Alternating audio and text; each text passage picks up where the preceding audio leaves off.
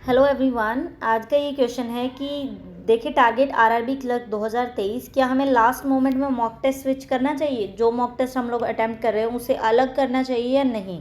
और क्या RRB clerk के लिए डिफ़िकल्ट मॉक देना स्टार्ट करना चाहिए? तो ये देखिए, डाउट्स किस वजह से आए हैं। ये सारे डाउट्स आए हैं आरआरबी पीओ के एग्ज़ाम की वजह से। बिकॉज आरआरबी पीओ का एग्ज़ाम थोड़ा सा डिफ़िकल्ट नहीं बोल सकते, थोड़ा सा लेंथ ही ज़्यादा आया था।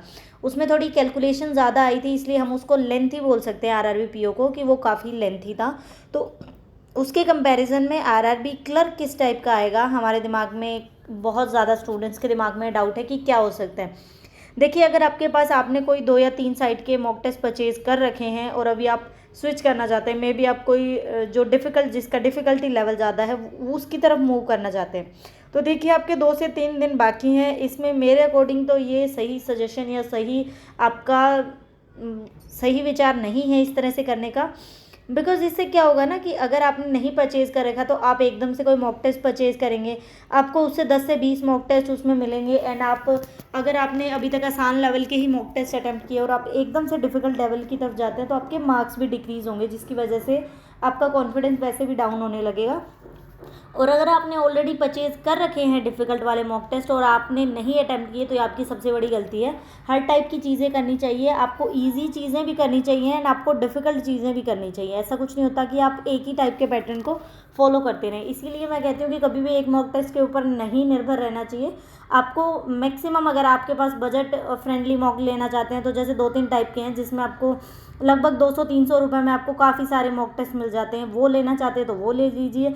अगर आपको और भी बाकी मॉक्स की तरफ जाने हैं जिसमें डिफरेंट काइंड के हैं, तो आपके लिए वो भी सही है। लेकिन देखिए, अभी टाइम बहुत कम है। अब मेरे अकॉर्डिंग तो आप नई चीज़ की तरफ मत भागिए। जितना हो सके आपने जो पहले मॉक टेस्ट दे रखे हैं उन्हीं मॉक टेस्ट की आप रिवीजन लीजिए। मान लीजिए, पहले अगर आपने टेक्स्ट बुक या फिर किसी के भी मॉक टेस्ट परचेज़ कर रखे हैं, तो आप उन सब के मॉक टेस्ट क्या कर सकते हैं, आप उनके, मान लीजिए आपने 40 या 30 जितने भी मॉक टेस्ट अब तक अटैम्प्ट किए हैं प्रीलिम्स के, उन सबको रिवाइज़ कर लीजिए। अगर री अटैम्प्ट नहीं कर सकते तो आप लोग क्या करिए, जो जो मैं हमेशा बोलती हूँ डिफ़िकल्ट पार्ट है उसको कर लीजिए, आपको बहुत ज़्यादा हेल्प होगी।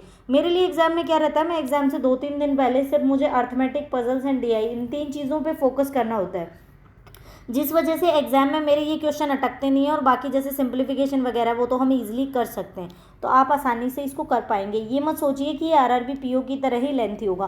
पीओ एंड क्लरिकल लेवल में कुछ तो डिफरेंस होगा ना, पीओ और क्लर्क की अगर आप बात कर रहे हैं। और अगर डिफरेंस नहीं होगा तो मतलब कट ऑफ कम चली जाएगी, लेकिन इसकी हमेशा कट ऑफ हाई जाती है, इतना नहीं रहेगा। आप ये मत सोचना, कई बार क्या होता है दिमाग में एक थॉट बन जाता है हमारा, जैसे पीओ के रिगार्डिंग बन गया था कि डिफ़िकल्ट था पेपर, तो आपको मान लीजिए 2 क्वेश्चन अगर क्लर्क में डिफ़िकल्ट दिख गए, तो आप ये मत सोच लेना कि ये डिफ़िकल्ट है।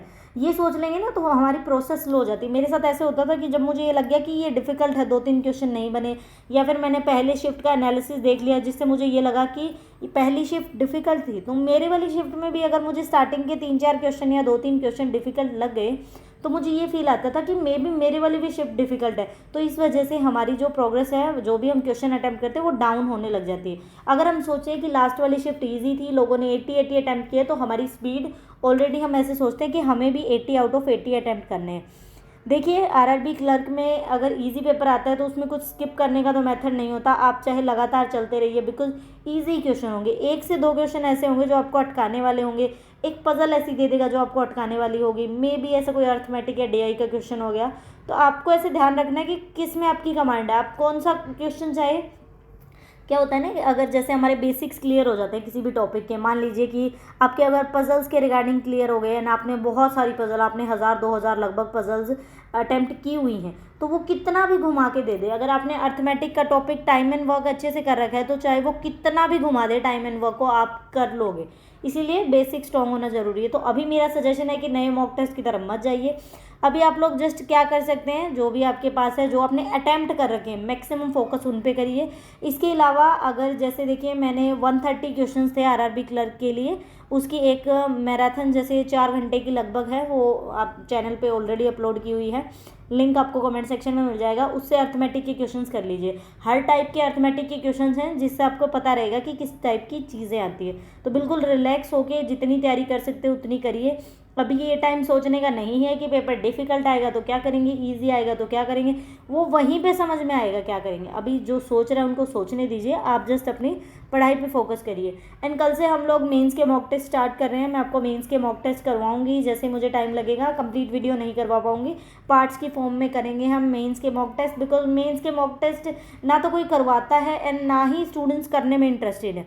मुश्किल से एक दो स्टूडेंट्स ही लगभग एक दो नहीं, मतलब लगभग कुछ स्टूडेंट्स ही लगभग 10 या 12 मॉक टेस्ट अटैम्प्ट करते होंगे मेंस के, या फिर 3-4 करके ही छोड़ देते हैं। तो ये चीज़ें नहीं होनी चाहिए, कम से कम 20-30 मॉक टेस्ट होने चाहिए आपके मेंस टाइप के।